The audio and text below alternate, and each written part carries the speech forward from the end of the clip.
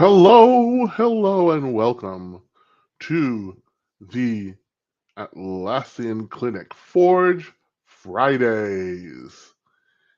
If you're here, shout out, say hi to me.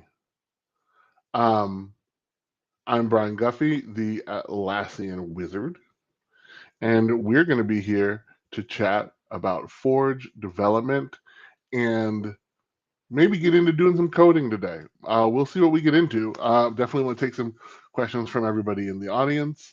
And yeah, I'm really excited to be here where the Friday after team, we can talk about what happened at team and anything the way that plays out in Forge and go from there. So we're going to hang out for a little bit as we let people join. And shout out yourself, shout out in the comments, say hi. And if you're on LinkedIn, just so you know, your comments, uh, I can't reply to your comments, but you should be able to comment in. That shouldn't be a problem. Same with Twitch and Facebook, but you can always hit the YouTube link as our canonical source if you need to, in order to have an easier access to chat. So I will go ahead and give you that link. Give me 1 second here.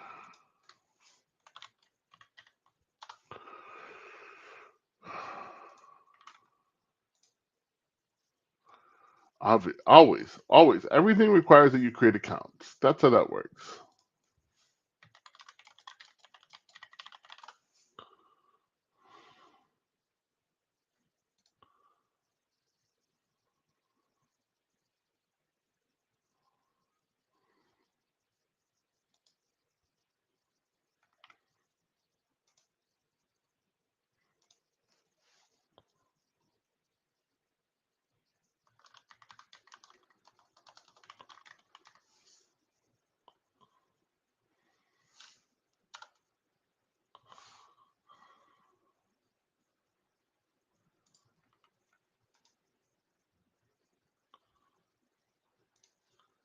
Here you go. If you need to get over here because you're struggling to connect, otherwise, I'm just gonna hit the chat here. We're gonna go ahead and throw this up on the screen for folks. You can, so many buttons. Just use this. How do I do that again? Here we go.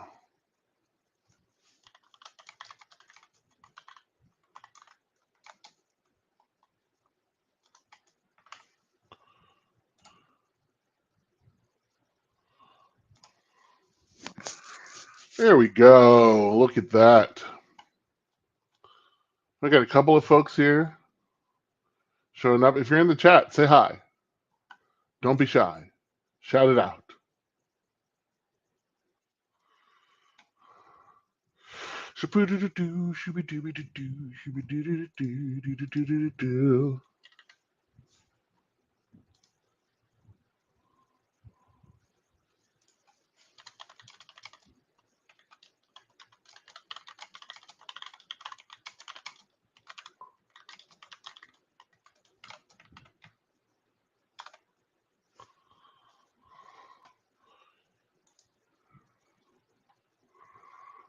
Is anyone around? What do we want to talk about today?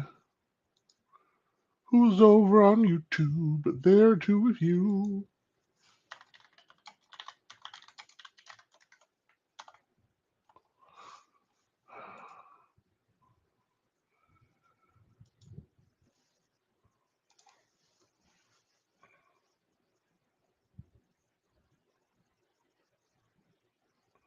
All right, let me hit another one.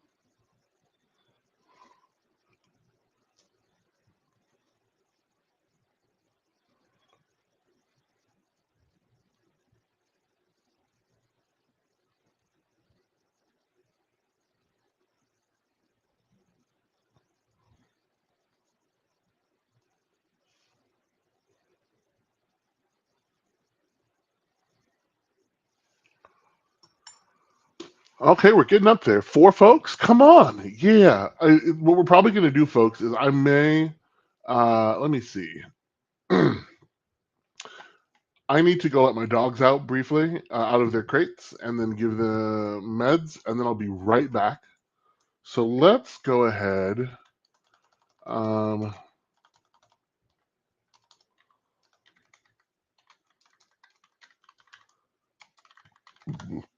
mm, mm, mm.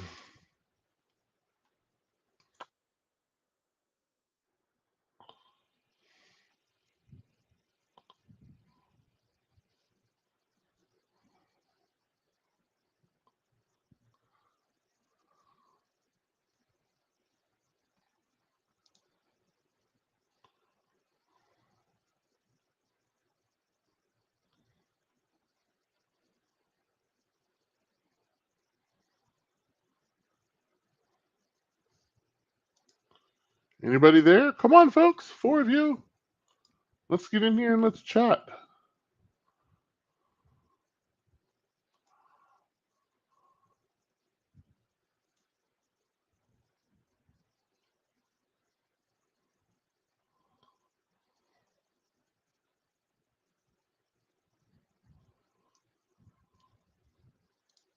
I don't know what everybody expects. So this is you're dealing with partly is this is me, who's a very hilarious person, who's like just sort of like here, waiting for you guys to tell me anything that you're interested in, so that we can then go over it.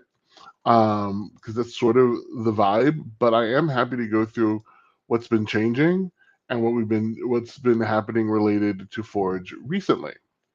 So we can always start there.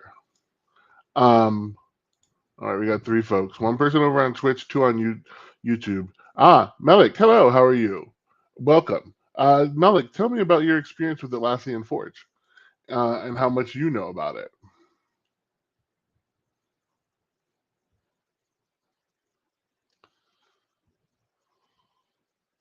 You know what? This is what we're going to do. We'll start out with something that I think I'll start out with every single episode. So, hi, my name is Bryan Guffey, and I'm going to talk to you about Atlassian Forge. What is Forge? Well, Forge is Atlassian's um, Forge is Atlassian's serverless app development platform. It's designed for building secure, reliable, and scalable apps. Forge makes it possible to build a fully functional app in just a few hours, with hosting, multiple development environments, and API authentication built in. Forge can be used to build custom apps and integrations or apps distributed through the Atlassian marketplace. You can build apps with multiple different types of with almost all of the products across Atlassian's ecosystem. So that includes Bitbucket, Compass, Confluence, Jira, Jira Service Management, the new Customer Service Management, and our big star of the show these days, Rovo. So, why don't we talk about exactly how Forge overall is architected? How does the platform work? I'm going to bring up a slide here for everybody.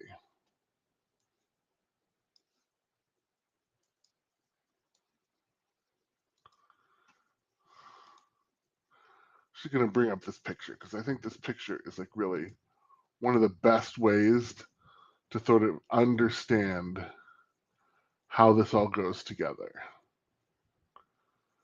Okay. So open that in a new tab, pull that tab into its own window. And now let me go ahead and share this tab.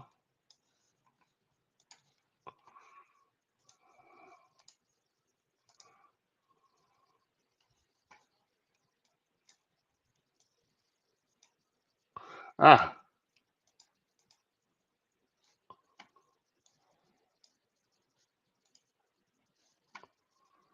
no.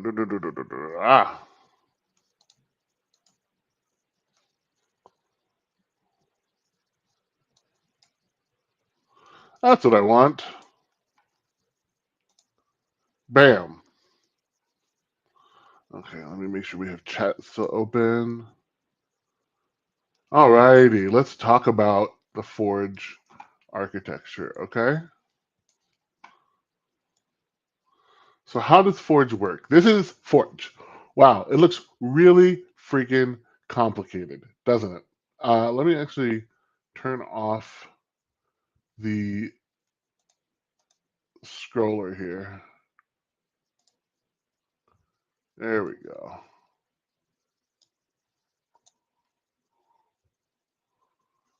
And we will talk about Forge. Anytime you have a question, just let me know and we'll stop and go over it. All right, so this is the Forge architecture, the whole Forge platform architecture. Forge apps are built on JavaScript. So if you know JavaScript, you can build on Forge. If you're just learning, JavaScript is a great language. It's used in a lot of places. It can be used both in front end and back end.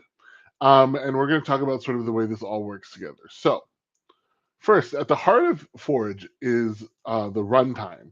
And you can see the runtime here. Actually, like here, you can probably see my screen there, right here. So the runtime is a serverless function as a service hosting platform powered by AWS Lambda. So apps created with Forge run inside a security layer that enforces data egress restriction by design. Then, so inside there, we've got the Forge Resolver, which is a function that provides a backend for apps that use the two front-end UIs that we have, UIKit or custom UI, to implement the user experience of an app. The Resolver is really great if you don't have to use it, but it's great if you need to run some app logic server side instead of client side.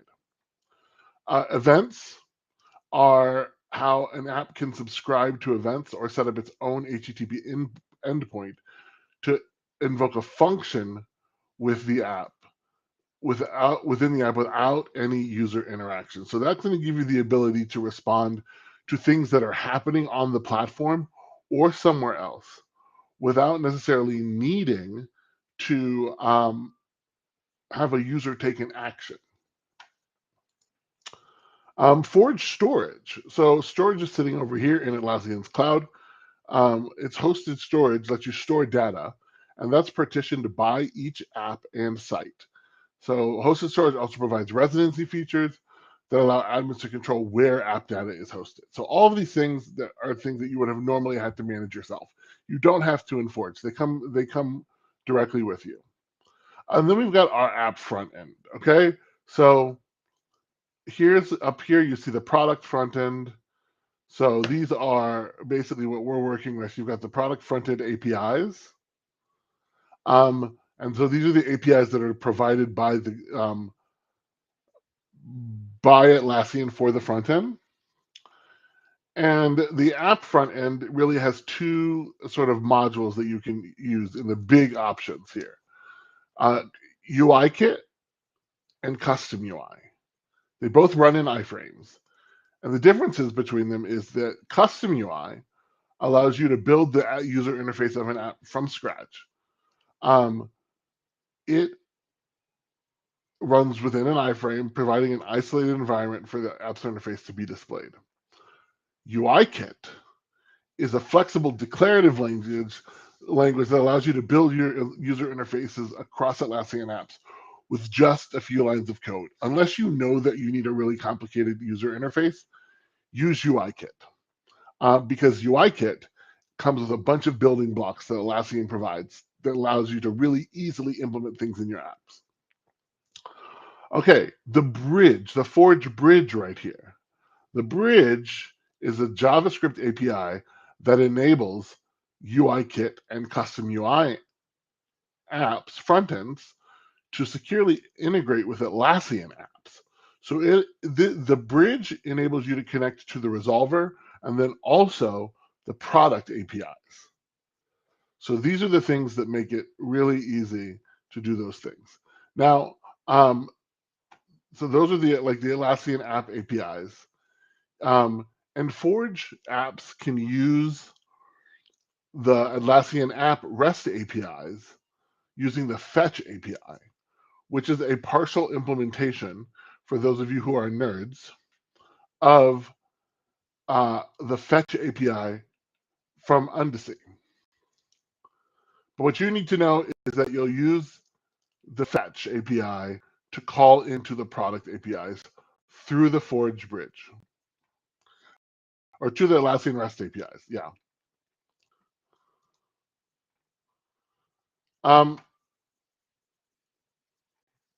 That's sort of like the overall structure here. You can see here we got queues for events. We got storage here, the Forge APIs right here, the Forge into the product APIs, and you're going to work into that through here. But like over here where you see request to Jira, that is an example of using the fetch API. So that's when you're making calls to the Atlassian product APIs. Here on the front end, you see that we're doing our rendering and such here, and it's sort of engaging with the bridge APIs to do the rendering and event handling, which is what's going to actually show what things are looking like on your site, right? That's the browser. So this is what we're seeing in the browser. Here, if you could maybe have a third-party API that you're working with, and that would go through the API gateway. And if you have like resources that you're hosting, pieces that need to be hosted, like an image or such, those live on the internet that you can connect into as well. Down here just says internet. The remote is when you're calling out using the Forge API to call out to things that maybe you host separately. That's a remote, and then in through the API gateway. So all of those third-party calls go in through the gateway, and then into hit the product APIs, and then into the runtime. Or you might be coming in directly through the bridge and go directly to do a resolver in your front end as well. Any questions about how the platform works?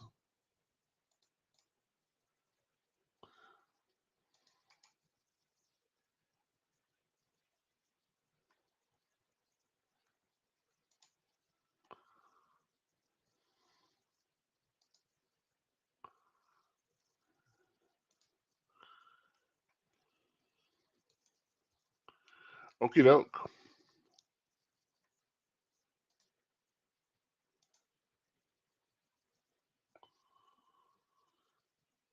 So let's talk about a couple of important things that you'll probably deal with. You're going to deal with the fetch API. And again, the fetch API is effectively a simple HTTP client. But it can also do multiple options for managed authentication to remote APIs. You have the calls into the Atlassian app REST APIs. So request Bitbucket, request Confluence, request Jira, and request Graph, which lets you use our GraphQL gateway. And there's a with provider method that allows you you can connect with an API that requires OAuth tokens. And so you can do external authentication, which is really great as well.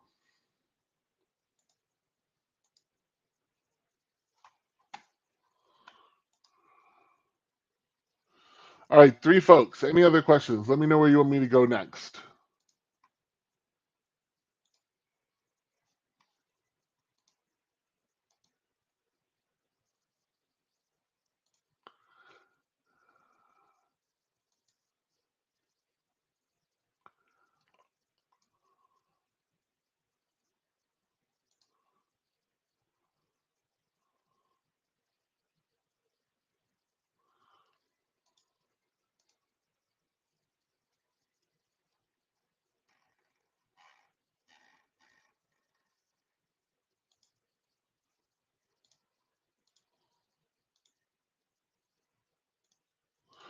Let's talk. If you're getting into Forge, what is it going to cost you?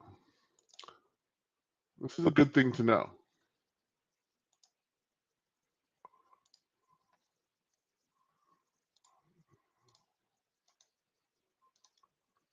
Let's talk platform pricing. Until the end of the year, Forge is free to use within platform limits. Starting January 1st, 2026, there's costs. So each Forge app includes a generous monthly allowance at no cost. Then there's overage if you exceed those free allowance monthly. People have different opinions about what the costs are compared to just like using Atlassian stuff directly or like AWS stuff directly. What I will tell you is that you have to do a lot more work if you're going to use AWS. And everything you think is cheap on AWS isn't cheap on AWS unless you're very good at AWS. So, and if you put your time into it as well, it would no longer be scalable. So you get 100,000 gigabit seconds for Forge functions.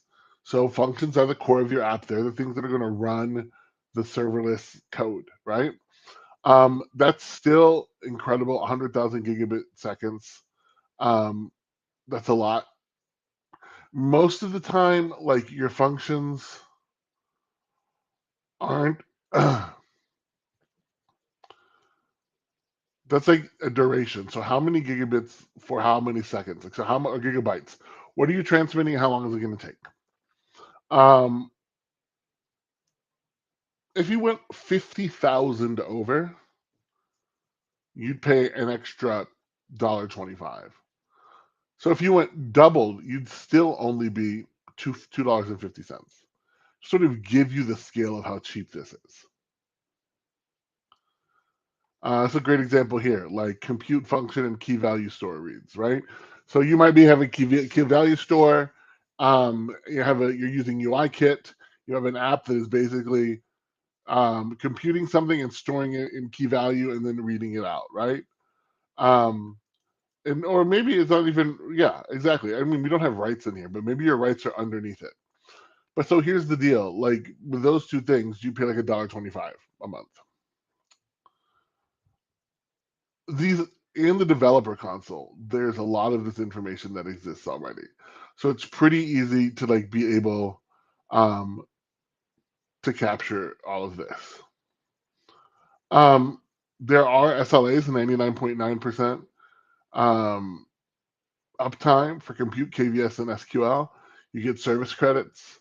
It includes the you're getting value added features like data residency, customer compliance features like BRE and BYOK, support for regulated environments, Atlassian government cloud, and integrated billing and discovery. So you get the marketplace as well. The marketplace also has splits if you want to go ahead and distribute your app there. Um, we can talk about that. App distribution. There's some options here. You can do user-based billing. There's also an all-user. The user-based billing is new, which is really cool. So you can now say, I'm only billing for 20 people that have a license that are using it. It used to be that you would have only the billing model that covers all users. So every user got a license to use your app if you didn't need to. But user base is really a new thing, and I think it's a big one that's going to be really helpful. Atlassian has a lot of programs. So we talked about the architecture a little bit, but we can go into it in more detail. Events. Your app can subscribe to events or set up an HTTP endpoint to invoke a function within your app. So you can listen to things like a site upgrading a Forge app, any user updating a Jira issue, any user updating a Confluence space, batch imports, app being added to a data security policy. There's a whole bunch of apps that you can respond to, events that you can respond to, or again, you can trigger something offsite that sends in a thing, and that's where the events are happening. So we call these events and triggers because you can also do triggers. I'm trying to see where we put the documentation about triggers in here. I don't see it. It makes me mad. It just says events. Are we treating events and triggers like exactly the same thing now? Maybe.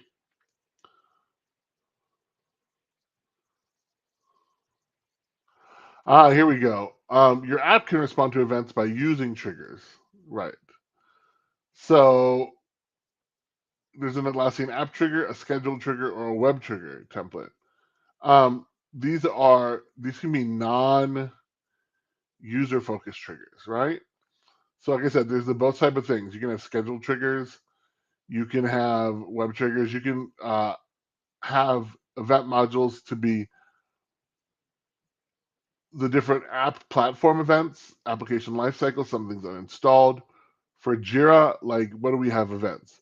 Somebody does something with an issue or issue links, work logs. You can do all of these different things to power your stuff. It's very, very flexible. Um,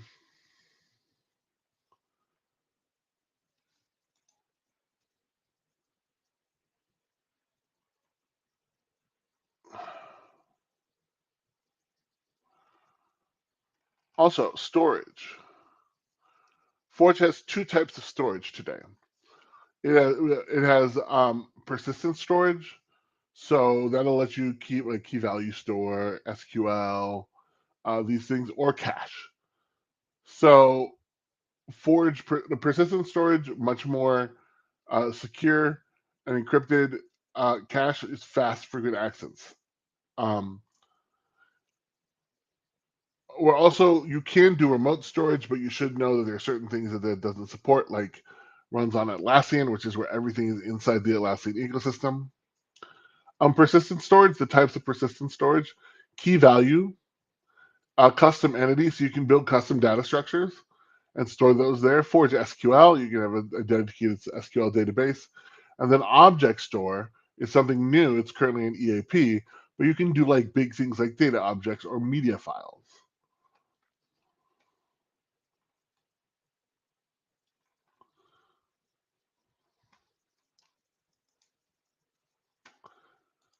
Cache, where's cache? There it is. They're closing the cache EAP. Actually, there is no cache right now. They're still working on other options. Cache is the thing they decided was just not working out at the moment. You see here, um, cache is not yet hitting the performance limitations they wanted to. Um, so Atlassian is adding a multi-cloud strategy, getting into Google Cloud as well. And so it's going to be required to sort of get everything into multi-cloud before it makes sense to go ahead and do that. They're also working on improving the performances of KVS, and then first in, first out queues and container-based compute cache, which should also help.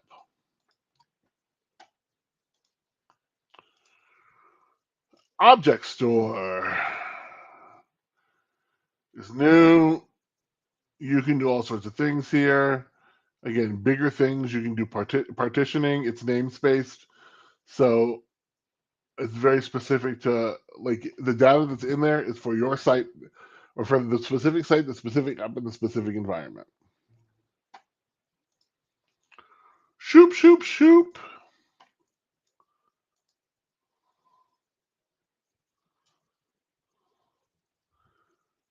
Details on the data lifecycle, the manifest, which controls the way that your app works. It describes your app. It includes the modules, the permissions, and other information about the app. This is key. Manifests, super important. This is the way you sort of name out how your app is going to connect. So spend some time learning about manifests. It's really important. App compatibility. You can work with multiple apps, which is a new thing that's coming to it. It used to only be single apps. This is a big deal. So you can write one app that runs in multiple different spaces.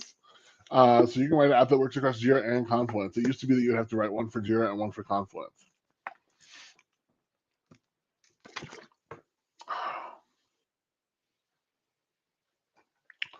Whoops, somebody's hitting me up on LinkedIn. Let me see what that's about. Maybe one of you.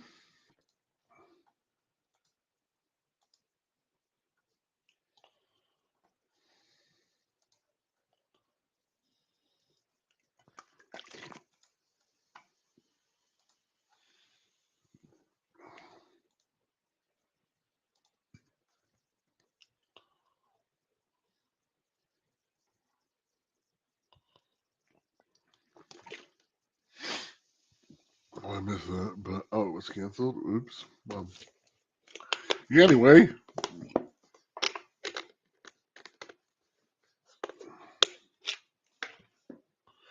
we're back. We got two people. Thank you to all the people who continue to be here and stay and join. Not a lot of people. I don't know how to get it to grow exactly. I probably need to do more posting and things like that. We're going to take a quick break. It's at the top of the hour. I'll be back in about 10 minutes. Let me see if I can do this.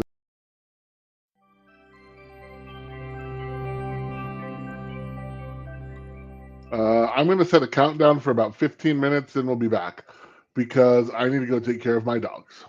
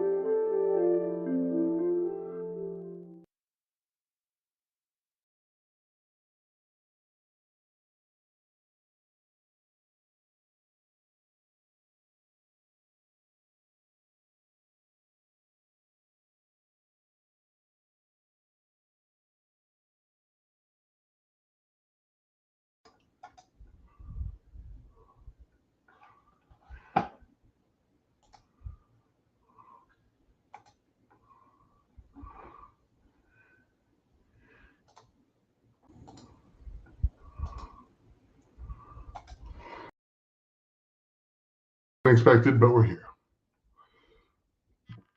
Well, I seem like one other person is out there. Out there. Which is fine. Friends, I'm basically here for all of you.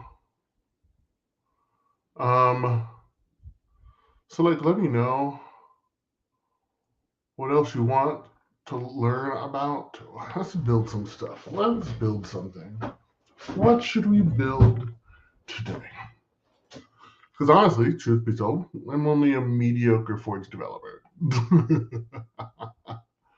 So let's pick something.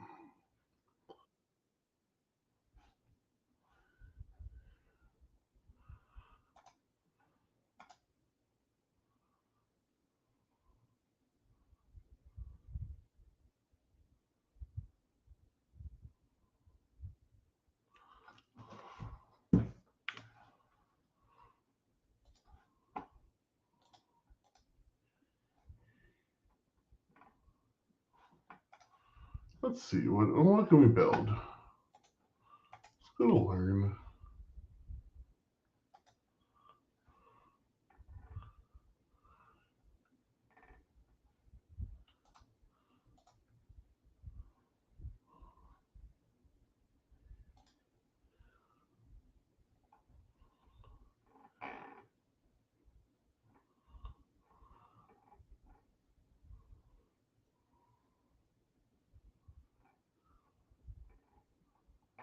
Where are we hosting this?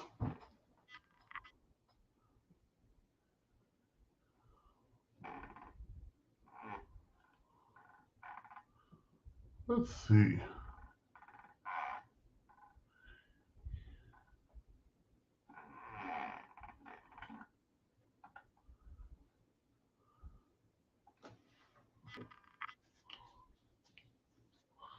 All right, we're going to create an app that shows you how to build a feedback integration app. That should be fun, unless people have something else they want to build. We have a lot of options here. Let's see.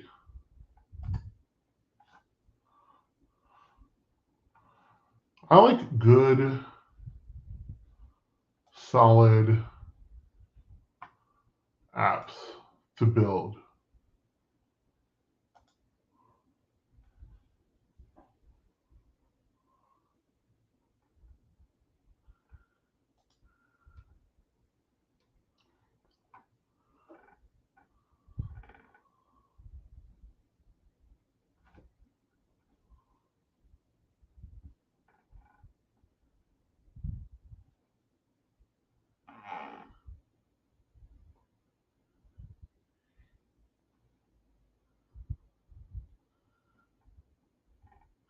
Okay, we're going to build an app to show you how you can build custom. You can actually integrate that generate smart links, so that you could use smart links in your app, uh, or like to bring smart links sort of into the system.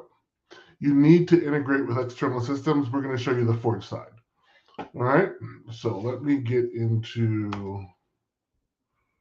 Let's go to VS Code. Let's open up a new, no, not that. I want to open up a new workspace.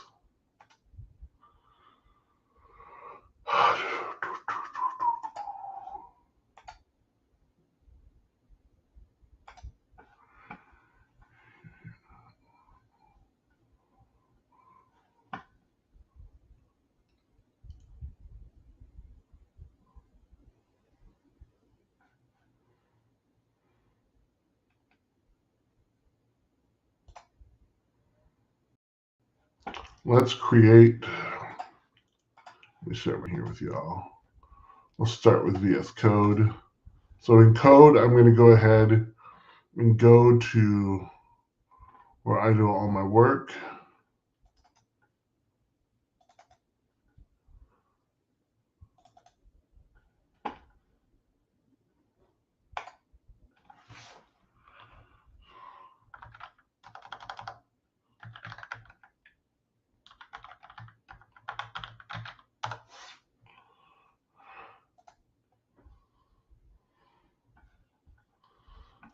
right. We're now going to go ahead and get a terminal going.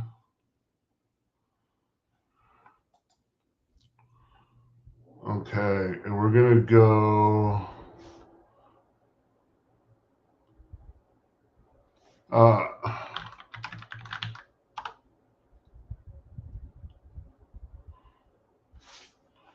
there we go. Oh, interesting. That's fine. That's something separate. Anyway.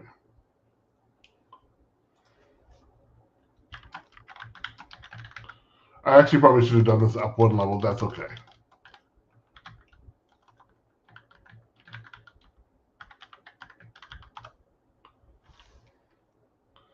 We're going to go to show all. We're going to go show all. We're going to get the blank template. It's going to go ahead and create the files that it needs, and then we're going to cd into there. If we look here, that's, yeah, so we see the important parts here are the manifest and the source file. I don't see the JSON package, which is interesting, but we can look here. Yeah, I don't see it. That's interesting. Right. Okay, so if we open up the manifest.yml file, you'll see right now, basically it just says that you've got a function, index run, the runtime we're going to use, how much memory, the ARM, and the app ID, which is important. Now, another thing that's required here is that what's required for us is, wait, I'm not showing you anything, sorry. There we go. So we're in the manifest now. And you can see that we've got the modules, the function, it is the handler for the function, app runtime, all of this good stuff. So now what we need to do is we need to install TypeScript. It's a dependency for this.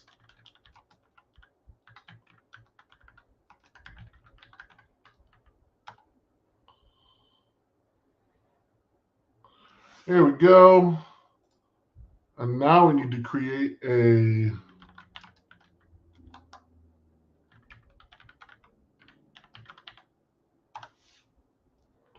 and tsconfig.json needs to have the following information in it. Here we go. So it's the target JavaScript version, the module system we're going to use, the output directory for the compiled JavaScript files, our type checking, making sure that things work together, and what files to include, and then to what to exclude from the compilation. So now we're going to configure the app manifest. So the modules that we're going to need, we're going to need a smart link module. So that's graph smart link.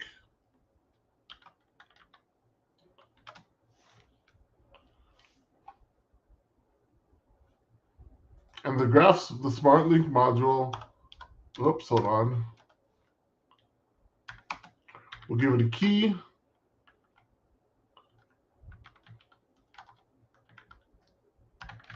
This is just the name that we're going to reference it by. We're also going to make sure that it has an icon.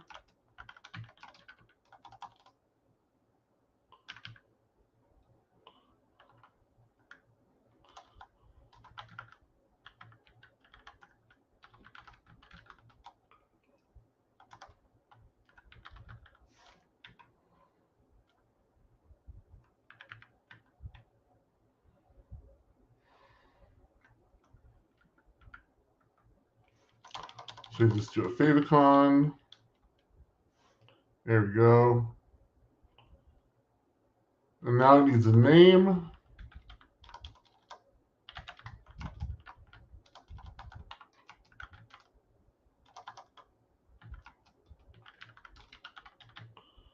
All right, its function is going to be called get entity by URL function. And now what we're going to do is we're going to set the domains that the app will support.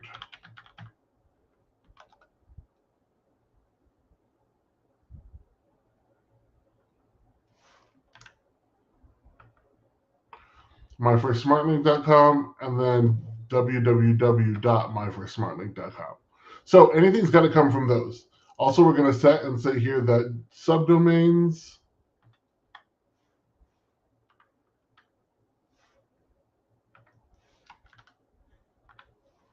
will be true. All right, now we're also going to put the patterns in. So these are the URL patterns that are supported by the app.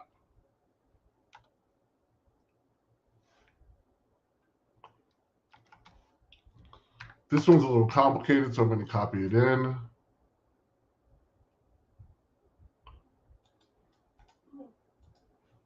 Actually, right here, I'm going to do the easy one, which is just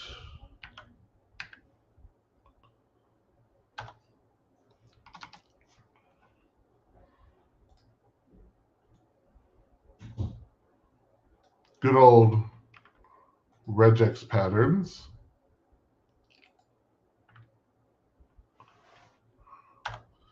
And we've now configured that module, the SmartLink module.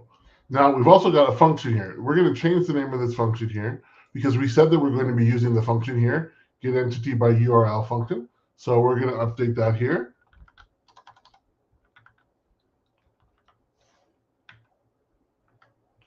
There it is. That's the one that we're going to use. And then what are we going to call? So what's the handler we're going to use for that? It's going to be index dot, we're going to use resolve smart links.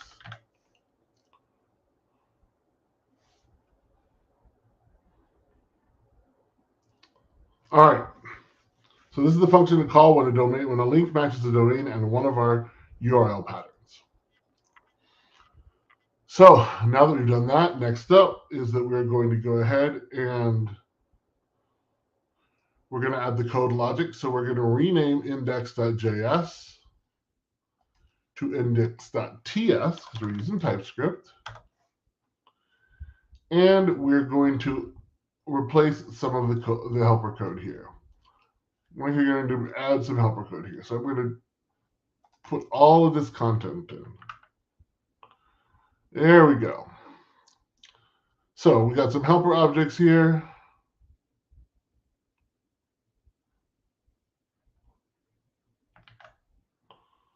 There's something it doesn't like here.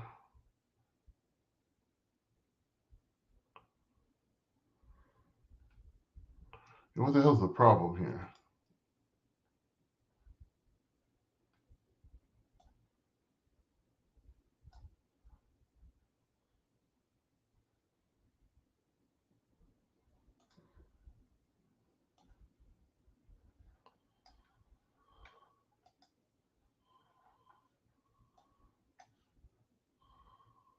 So the function, so these are a bunch of helper things.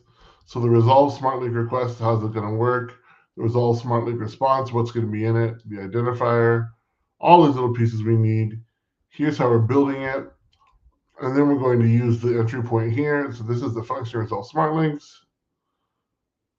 And it's going to return this. It's an async function.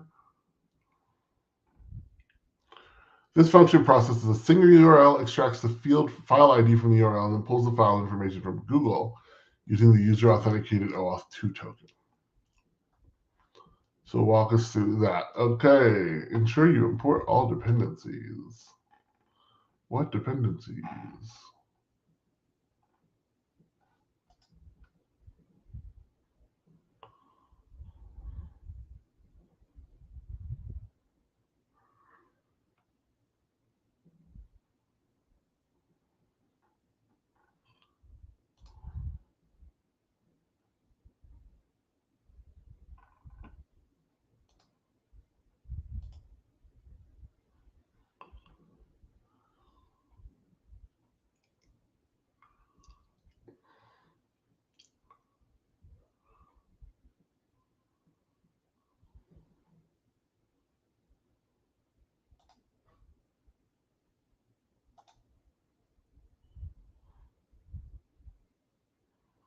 Let's see what it says. I'm wondering where is the lib?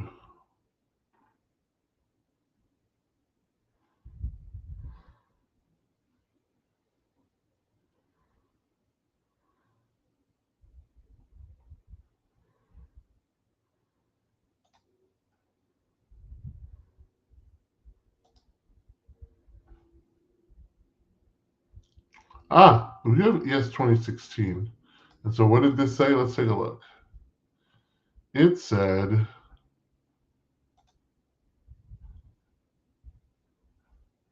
all right, cool. Our compiler option is ES 2015 or later. It is not.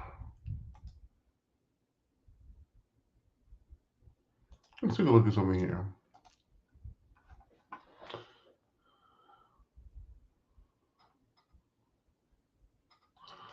You can just set target as a convenience here. So ES 2015 is fine. ES 2016, so ES 2016 is fine. The target is also the lib. The problems are just problems that it doesn't understand are actually fine because we're using a different call. So that's fine. Great. Everything's in here. It looks good. This is the thumbnail. All these little pieces here. What are we going to get back, right? This is the thing. This is the smart thing.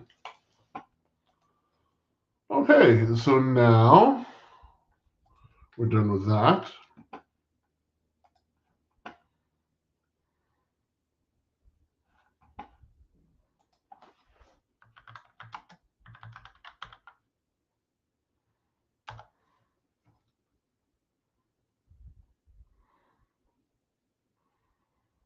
Oh, I need to update, but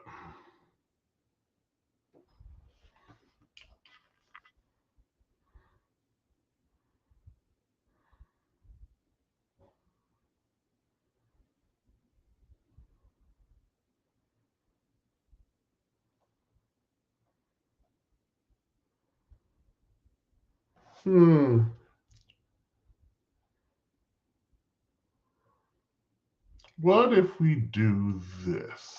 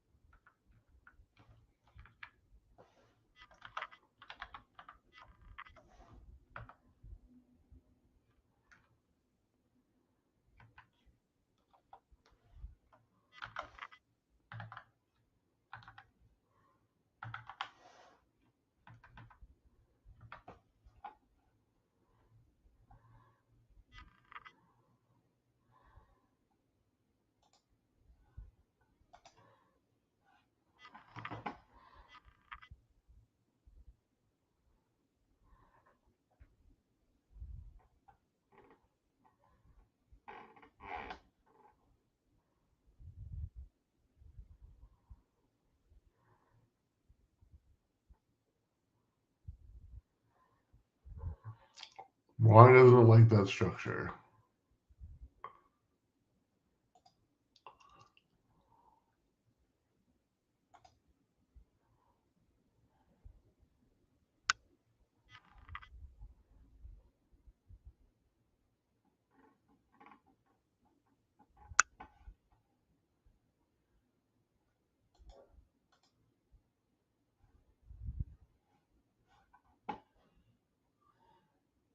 Yeah, I thought I figured. Okay.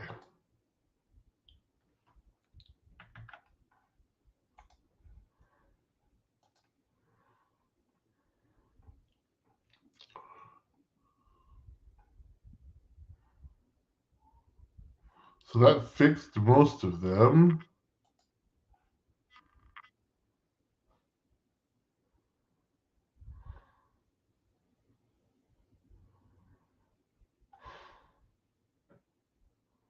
Got it. So we also need.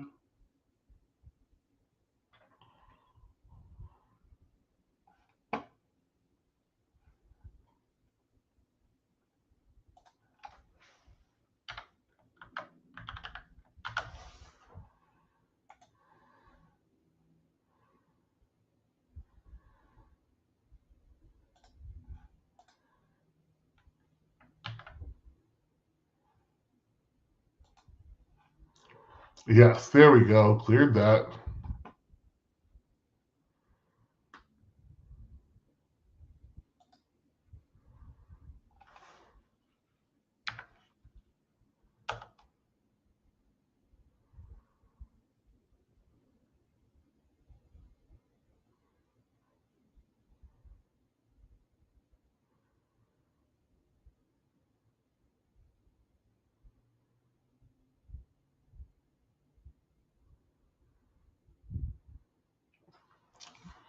I do wonder which ones it's pointing to. I didn't log in, so it's actually very funny.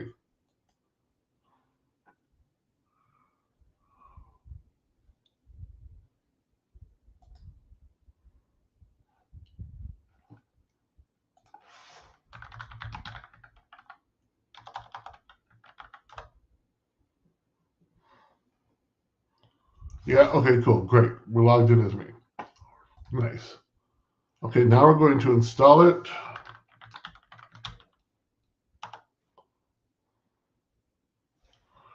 We install it into Jira. I believe, let's make sure.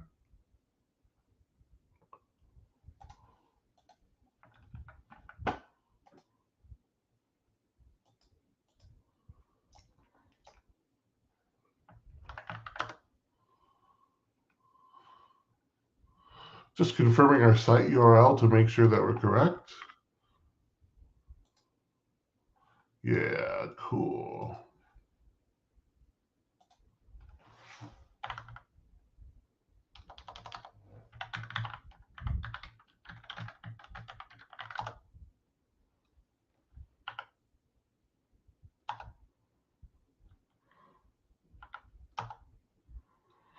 It's actually a development site. For some reason, there are some issues still with some of these sites. So the way that those things show up. So now that that's done, we can test the app, and I'll show you what that looks like.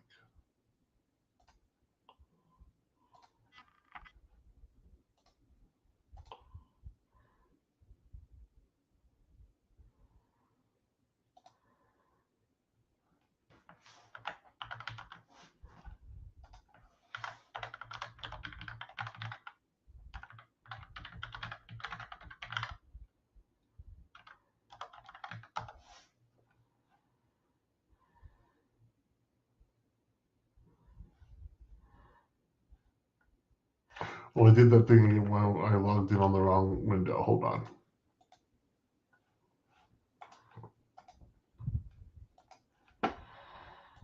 Too many windows will do this to you.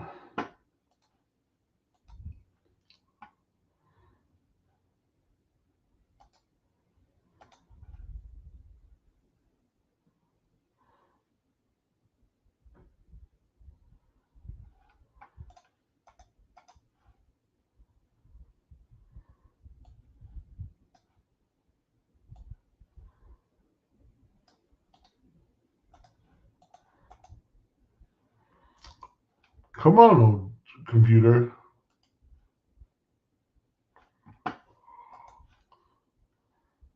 Really, my favorite. There we go. They're now called spaces. So we'll hop into just dev work to show you what this looks like. We'll create a new issue.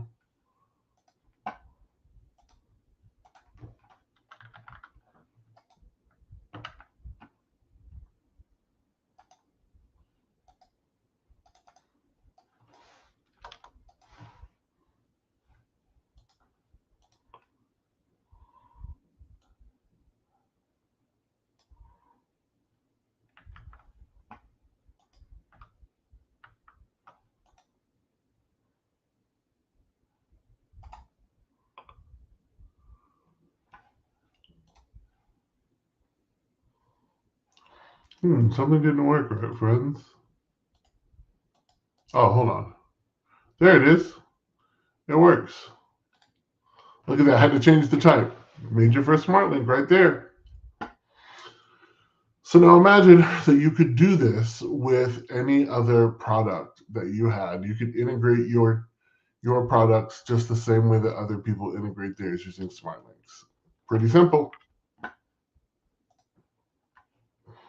You would just need an interface on the other side that knew what to do with the link, what information is going to be emitted over. You would want to make sure that that was the case.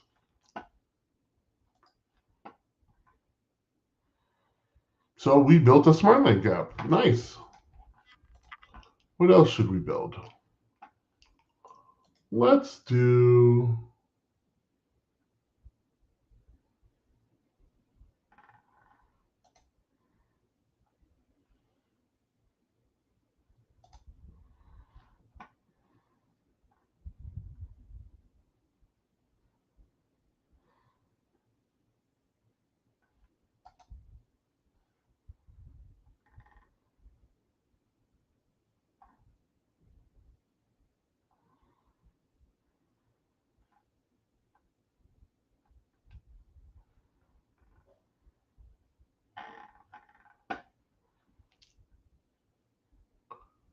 Friends, I'm just like having a blast right now looking at options.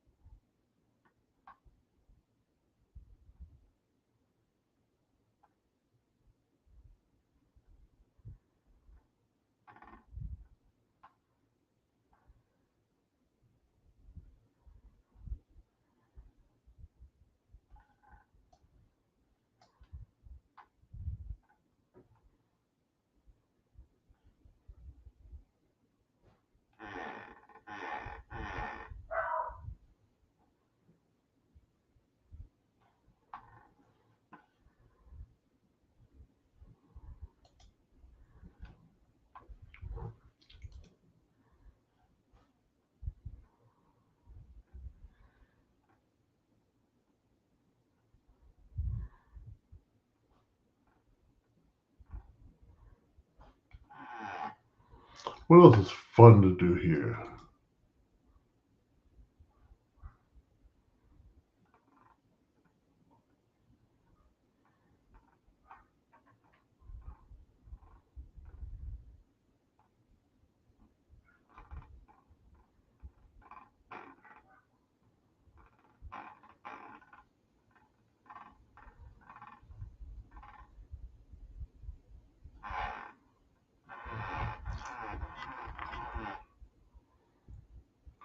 Oh, someone in the chat? Who's in the chat? Oh, just another one of these. Anybody still there? Give me a holler if you are.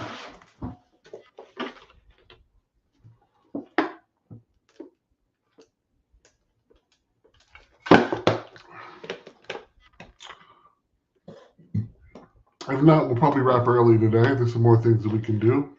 Oh, it's actually time, 12:30 to 2. Friends, I thought it was going to go to 2:30. I get confused about time. We built an app today. You can build an app. Thanks a lot, and have a great day.